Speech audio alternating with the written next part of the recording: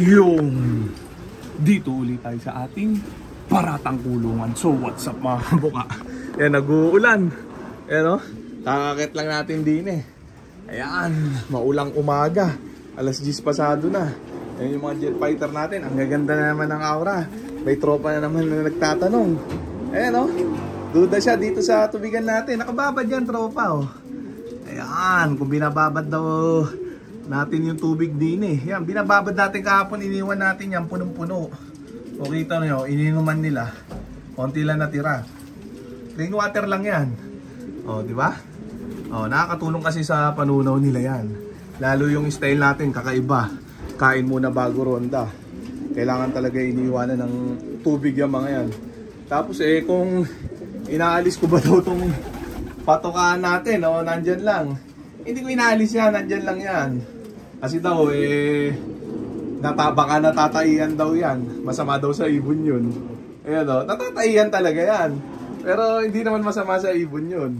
Ayan o, inahayaan ko lang yan dyan, hindi ko nililinis. Ayan o. Ganyan lang yan, bubu naman yung mga dumi ng mga jet fighter.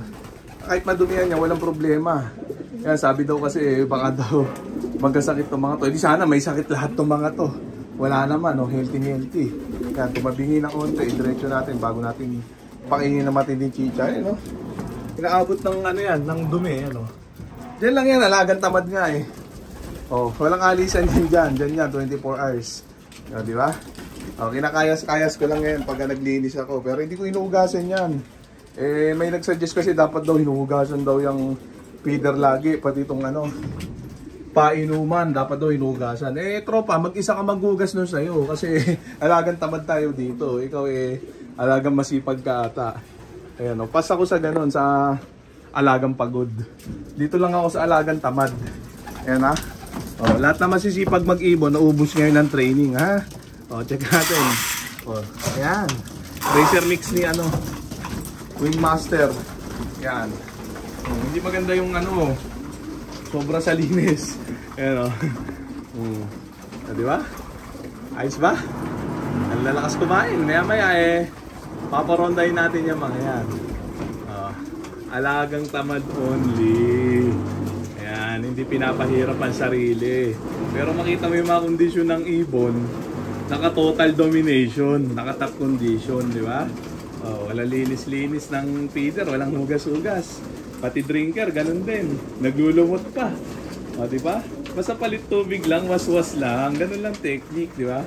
Katuwiran ko kasi dyan, sa bahay nga, hindi ako naghuhugas ng pinggan eh. Tapos gusto nyo, hugasan ko itong mga painuman at feeder nila. Wag na uy! Alagang tamad only, kaya natin binuo yung ganitong sistema.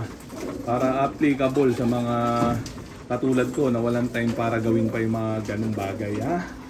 O, yan ha. Simpleng technique na ko. Hindi ko na alis. Aalisin pala ito pagtapos. Yan! Kasi mamaya iinumin na mga yan, eh, Peris Probiotic na may halong honey. So yan, ganun lang technique natin sa nila, mga tropa ha. Ulit na technique yan. Tapos sa hapon naman, eh, plain water na. Tapos babad tubig na yun hanggang umaga. Yan, medyo, yan, humina na yung ulan. Ambun-ambun na lang. Grabe yan. Yan, mag-iisang oras na naman itong mga jet fighter natin ito. Yan o. O, 2 linggo, 3 linggo yata natin silang hindi napaliguan. Next week, paliliguan ko na itong mga to. Pag nagka-oras ha. Pag nagka-time tayo. Pag busy-busyhan pa rin, eh, next week na uli sila maliligo. O, di ba? Alagang tamad. Pero kita niyo mga balahibo, okay naman, no? O, okay naman yung bis, di ba? Sabi ng iba, eh, dapat eh, lagi liguan para kuminis. Ako, kaya maniwala sa ganun. Ang ibon, kumikinis yan. Maganda balahibo niyan pag malakas kumain. Kahit liguan nyo araw-araw yan, ano, hindi kikinis yan pag mahina kumain. Kailangan talaga meron kayong malupit na appetite booster, pampagana kumain. Eh, ang akin, eh, gamit ko Peris Probiotic at honey. Yun lang, sapat na. 2 klaseng supplement lang, okay na yan. Tipid na tipid, di ba? Ayan o. Message lang si pare Ariel Esing Dalubasa Perry para maka-order kayo ng Peris Probiotic. Ayan ha, complete detail na yan. Tapos yung honey, maski anong honey pwede yan. Basta magandang klaseng honey.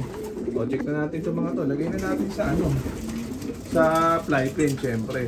Paulit-ulit na sistema na pinapakita natin sa mga tropa natin matitigas ang utin. Yan, no?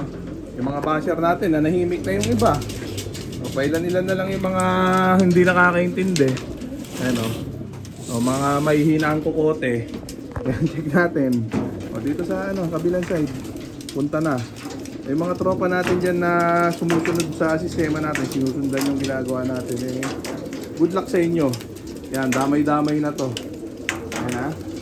O, yung mga tatalpak sa online ending natin, alam nyo na ang gagawin, mag-message lang. Kapatid na buo ng mga to yung mga tatamaan. O, sa linggo meron tayong laban. Konting slot na lang ang available, tila 5 slot na lang. Sa linggo palaban nun. Andito na yung mga jet fighter natin, nakaronda position na sila, kaya hindi na natin patatagalin pa, kaya parurondahin na muna natin itong mga jet fighter natin mga tropa. Baka parondahin parang bayan na sila.